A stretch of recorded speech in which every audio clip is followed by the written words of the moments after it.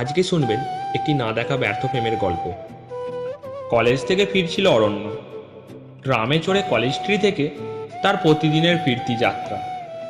ভিড় ঠাসা ট্রামে জানালার ধারে দাঁড়িয়ে থেকে আজ হঠাৎ তার চোখে পড়ল রাস্তার পাশে এক বইয়ের দোকানের দিকে। দোকানের সামনে দাঁড়ানো এক মেয়ের অবয়ব, অতি সাধারণ, অথচ যেন কিছুটা অদ্ভুত আলোতে মোড়া। অরণ্যর মনে হলো এই মুখ আগে কখনো দেখেনি, অথচ অদ্ভুতভাবে পরিচিত। কিন্তু ট্রাম তো থামে না এমন জায়গায়। চোখের পলকে দোকান আর মেয়েটি পেছনে সরে গেল। অরণ্য চেষ্টা করলো গলার আওয়াজ তোলার, কিছু বলার, কিন্তু ভিড় আর ট্রামের গতি তাকে নিয়ে গেল। সেই মুহূর্ত থেকেই শুরু হলো এক অদ্ভুত টান। অরণ্যর দিনগুলো সাধারণ। সকালে বাবা মায়ের সঙ্গে অল্প কথাবার্তা, তারপর কলেজে যাওয়া, বন্ধু আছে, আড্ডা আছে, সিনেমা, খাওয়া দাওয়া সবই হয়। কিন্তু সেই দিন থেকে যেন ভেতরে এক অদ্ভুত শূন্যতা জন্ম নিল। চোখের সামনে বারবার ভেসে ওঠে সেই অপরিচিত মেয়েটি। কে হতে পারে ও? কলেজের ছাত্রী নাকি বাইরের কেউ? নিজেকেই প্রশ্ন করতে থাকে অরণ্য। রাতের বেলায় পড়াশোনা করতে বসলে বইয়ের পাতায় সেই মুখ ভেসে ওঠে। চোখ দুটো কেমন যেন কথা বলতেও জানতো, অথচ তো একটাও শব্দ হয়নি তাদের মধ্যে। তৃতীয় দিন অরণ্য আবার সেই পথেই ট্রামে ফিরল। বুকের ভেতর চাপা উত্তেজনা, হয়তো আবার দেখা মিলবে। কিন্তু দোকানের সামনে আর সেই মেয়েটি নেই। দোকান খোলা, লোকজন আছে, কিন্তু ও নেই। অরণ্যর মনে হলো যদি নেমে গিয়ে একটু জেনে আসে দোকানদারের কাছে, কিন্তু অকারণে অচেনা মেয়ের খোঁজ করলে লোকে কি ভাববে, এই ভয়ে থেমে গেল। দিন কেটে গেল এইভাবেই। কলেজ, পড়াশোনা, বাড়ি সব ঠিক আছে, অথচ মন নেই কোথাও। এক অদ্ভুত অস্থিরতা ঘিরে ধরল অরণ্যকে। একদিন রাতে হঠাৎ ফোনে অচেনা নম্বর থেকে একটা মেসেজ এলো। মেসেজে লেখা, আজ তোমাকে ট্রামে দেখলাম। অরণ্য ভ্যাবাচাকা খেয়ে গেল। কে লিখছে? সঙ্গে সঙ্গেই রিপ্লাই দিল, আপনি কে? কিছুক্ষণ পর উত্তর এলো, আমাকে চিনবে না, কিন্তু আমি তোমাকে চিনেছি। অরণ্যর বুক কেঁপে উঠল, মাথার ভেতর ঝড় বইতে লাগলো। সে কি সেই মেয়েটি? কথাবার্তা শুরু হলো এইভাবেই।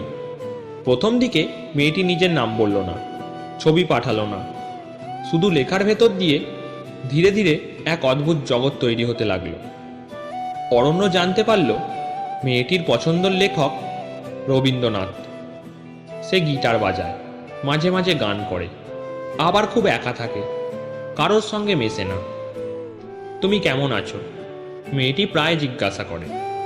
অরণ্য লিখে পাঠায়, ভালো আছি, কিন্তু তোমাকে না দেখে কেমন যেন অদ্ভুত লাগে। উত্তরে শুধু আসে, হয়তো কোনোদিন দেখা হবে, ততদিন না হয় লেখাই থাকুক। কথা জমতে জমতে প্রায় কেটে গেল মাসখানেক। অরণ্য বুঝতে পারছে এ শুধু এক মায়া নয়।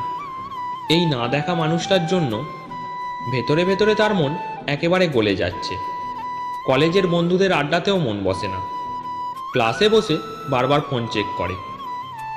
এক রাতে মেয়েটি হঠাৎ লিখল, আমাকে বিশ্বাস করো, আমি তোমাকে কখনো ফাঁকি দেব না, আমি আছি।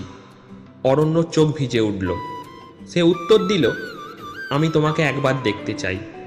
কিছুক্ষণ কোনো উত্তর এলো না, তারপর শুধু 3টে ডট। অরণ্যর ভেতর জ্বালা শুরু হলো। দিন গুনতে লাগলো, কবে দেখা হবে। কিন্তু মেয়েটি বারবার এড়িয়ে যায়, বলে, এখন নয়, সময় আসুক। আমি তোমাকে ভয় দেখাতে চাই না, তুমি আমাকে দেখলে হয়তো আর ভালোবাসবে না। এই কথাগুলো আরও ঘনীভূত করে তুলল অরণ্যর প্রেমকে। অদ্ভুত এক মায়ার বাঁধনে আটকে গেল সে। একদিন হঠাৎ মেয়েটি জানালো নিজের নাম, আমার নাম সায়ন্তী। অরণ্য ঘন্টার পর ঘন্টা ফোনের দিকে তাকিয়ে রইল। নামটা যেন একেবারেই খোদাই হয়ে গেল মনে, সায়ন্তী। সেই দিন রাতেই অরণ্য স্বপ্নে দেখল নদীর ধারে দাঁড়িয়ে আছে তারা দুজন। সাদা পোশাক পরা মেয়েটি অরণ্যর হাত ধরে বলছে, আমি তোকে ছেড়ে যাব না। কিন্তু পর মুহূর্তেই মেয়েটি মিলিয়ে যায় কুয়াশার ভেতর। সায়ন্তী প্রতিদিন রাতেই অরণ্যকে মেসেজ করে, কখনো গভীর দুঃখে কথা বলে, কেউ আমায় বোঝে না। আবার কখনো হঠাৎই লিখে দেয়, আজ তুমি হাসছিলে ক্লাসে, আমি দেখেছি। অরণ্য অবাক হয়, কোথা থেকে দেখে? সে তো কখনো সামনেই আসে না। প্রশ্ন করলে সায়ন্তী হেসে উড়িয়ে দেয়, আমি আছি, তুমি টের পাও না? অরণ্যর দুনিয়া সীমাবদ্ধ হয়ে গেল সায়ন্তী আর তার মেসেজে। বাড়িতে মা বাবা টের পাচ্ছেন, ছেলে বদলে যাচ্ছে, পড়াশোনায় মন দিচ্ছে না, সারাদিন ফোনে ডুবে থাকে। একদিন বাবা ধমক দিয়ে বললেন, ফোনটা নিয়ে বসে থেকে যদি জীবনটা নষ্ট করিস, পরে কাঁদবি। অরণ্য চুপ করে রইল, কারোর সঙ্গে শেয়ার করতে পারল না যে সে এখন এক অদ্ভুত প্রেমের গভীর জলে ডুবে আছে। সায়ন্তীর কণ্ঠস্বর শোনার ইচ্ছা হলো অরণ্য।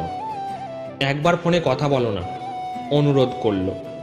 কিন্তু সায়ন্তী প্রথমে রাজি হলো না। অনেক পর এক রাত্রিরে ফোন করলো হোয়াটসঅ্যাপে। সেই প্রথম অরণ্য শুনল সায়ন্তীর কণ্ঠস্বর, নরম, সুরেলা, অথচ কেমন যেন দূর থেকে আসছে, যেন কুয়াশার ভেতর দিয়ে বাজছে। অরণ্য নাম ধরে ডেকে উঠল, সায়ন্তী। অরণ্যর মনে হলো পৃথিবীর সব মাধুর্য এই এক শব্দে মিশে গেছে। দিন কেটে চলল।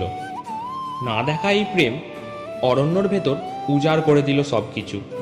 এখন তার আর কোনো চাওয়া নেই, শুধু একদিন সায়ন্তিকাকে দেখা। কিন্তু সায়ন্তী বারবার এড়িয়ে যায়, বলে, তুই যদি আমাকে দেখিস তোর কষ্ট হবে। অরণ্য কিছুই বুঝতে পারে না, কেন এমন কথা বলে সায়ন্তী। তার তো মনে হয় দেখলে উল্টে আরও ভালোবাসবে। এদিকে সায়ন্তী মাঝে মাঝে অদ্ভুত কিছু ইঙ্গিত দেয়, আমার সময় খুব কম অরণ্য, আমাকে যদি হারিয়ে ফেলিস কষ্ট পাস না। এসব কথা শুনে অরণ্য পাগলের মতো অস্থির হয়ে ওঠে, বারবার অনুরোধ করে, আমাকে দেখা দাও। কিন্তু সায়ন্তী শুধু উত্তর দেয়, একদিন আসবো, তখন আর ফিরব না। প্রথম পর্ব শেষ করলাম এখানে। অরণ্য সম্পূর্ণরূপে ডুবে গেছে এক অদ্ভুত না দেখা প্রেমে। সায়ন্তীর নামের সেই রহস্যময়ী মেয়েটি তাকে ভালোবাসে, আবার দূরেও রাখে। দেখা দেওয়ার কথা বললেও সবসময় এড়িয়ে যায়। কিন্তু গল্পের ভেতরে এখনও এক গভীর অন্ধকার রহস্য জমে উঠছে, যার পরিণতি ভয়াবহ হবে। চ্যানেলটাকে সাবস্ক্রাইব করে সাথে থাকুন। দেখা হচ্ছে পরবর্তী এপিসোড নিয়ে।